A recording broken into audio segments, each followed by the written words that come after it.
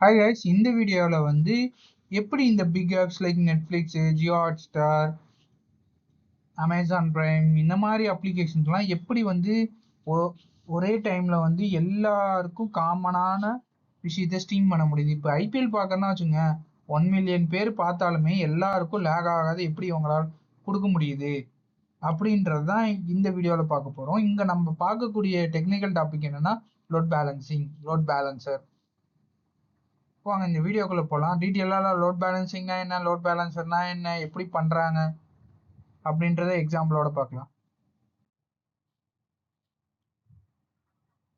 Okay, இப்போ பார்த்தீங்கன்னா ஒரு யூசரா என்ன லோட் பேலன்சிங் இவங்களால எப்படி பண்ண முடியும்.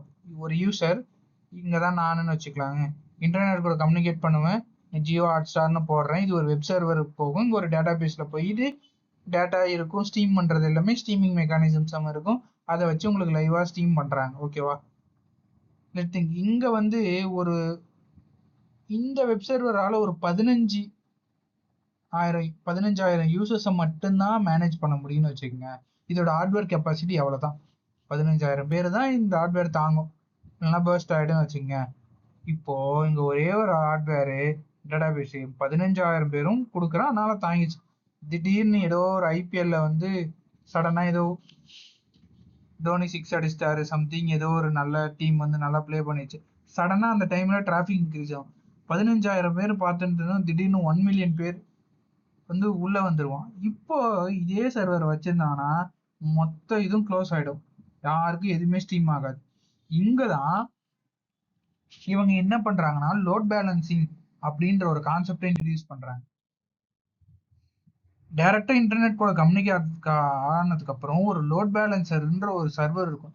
லோட் பேலன்சர்ன்றது ஒரு பிசிக்கல், அதுவும் ஒரு கம்ப்யூட்டர் தான், ஜஸ்ட் ஒரு ஹார்ட்வேர் இருக்கும், அதுல வந்து ஒரு செட் ஆஃப் சாஃப்ட்வேர் ரன் ஆகும். அந்த சாஃப்ட்வேரோட எல்லாம் என்ன வேலைன்னா,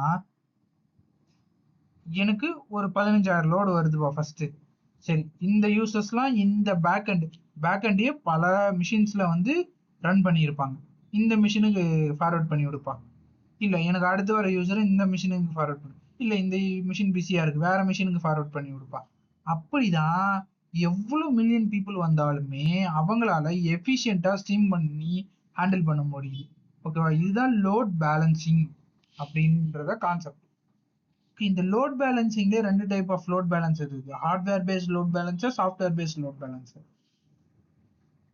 இந்த லோட் பேலன்சருக்குள்ள என்ன இருக்குன்னா, ஒரு சாஃப்ட்வேர் ரன் ஆயிட்டு இருக்கும், அந்த சாஃப்ட்வேர்ல எதர் ஒரு நார்மலா இருக்க லோட் பேலன்சர் சொல்றேனே, என்ஜினிக்ஸ்ன்றது இருக்கு, இப்போ கிளவுட் பேஸ்ட் லோட் பேலன்சர்லாம் இருக்கு, Azure, AWS, GCP, Alibaba cloud, இவங்க கிட்ட எல்லாமே load balancer as a service, LBaaS service provide பண்ணுவாங்க. அவங்க இந்த இந்த ஹார்ட்வேரு இந்த சாஃப்ட்வேர் எல்லாம் மேனேஜ் பண்றதுக்கு பார்த்துப்பாங்க.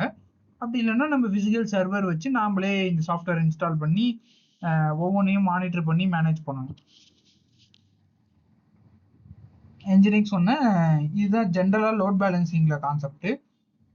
இது இப்போ இங்க பாத்தீங்கன்னா ஆப் 1 ஆப் 2ன்னு உங்களுக்கு தெரியும். இப்படி ப்ரோ ஒரே ஒரு பேக்கெண்ட் பல டைம் ரெண்டு ஆப்பை எப்படி பிரிச்சா யூசர்ஸ்க்கு மிஸ்மேட்ச் ஆகாதா அப்படின்னு கேட்கலாம். இங்க தான் வந்து குபர்னெட்டிஸ்ன்ற ஒரு கான்செப்ட் வரும். அதுக்கு மூலியமா என்ன பண்ணுவாங்கன்னா மல்டிபிள் ஆப் இன்ஸ்டன்ஸ், ஒரே ஆப் தான் அதோட இன்ஸ்டன்ஸை மட்டும் மல்டிபிளா இது பண்ணுவாங்க. அது மூலியமா அவங்களால வந்து எஃபிஷியண்டா லோட ஹேண்டில் பண்ண முடியும், மல்டிபிள் பேக்கெண்டுக்கு எஃபிஷியண்டா லோட டிரான்ஸ்ஃபர் பண்ணி ஒரு ஒரு டேட்டாவை வந்து ப்ராப்பரா ஸ்ட்ரீம் பண்ணி எந்த யூசருக்கும் எதுவுமே பிரச்சனை வராத ஹேண்டில் பண்றதுக்காக இந்த மாதிரி டெக்னிக் யூஸ் பண்றாங்க. ஓகே, ஜென்ரலா உங்களுக்கு லோட் பேலன்சிங் பத்தி ஒரு ஐடியா வந்திருக்கும்னு நினைக்கிறேன். இதை பத்தி இன்னும் டீட்டெயிலா உங்களுக்கு வேணும், லோட் பேலன்சிங்ல இன்னர் கான்செப்ட்லாம் வேணும் அப்படின்னா கமெண்ட்ல சொல்லுங்க. இந்த இந்த வீடியோல வந்து உங்களுக்கு யூஸ்ஃபுல்லா இருந்துச்சுன்னா ஜஸ்ட் ஒரு கமெண்ட்டை மட்டும் போட்டு போங்க. ஏன்னா என் டைம் ஸ்பெண்ட் பண்ணி தம்ப்ளைன்லாம் ரெடி பண்ணி இந்த வீடியோ, ஆக்சுவலாக இந்த வீடியோ ஒரு 5 மினிட்ஸ் வரும்னு வச்சுக்கோங்க, அதுக்காக நான் ஒரு ஒரு இந்த தம்ப்ளைனுக்காகவே நான் 1.5 hours ஸ்பெண்ட் பண்ணியிருப்பேன்.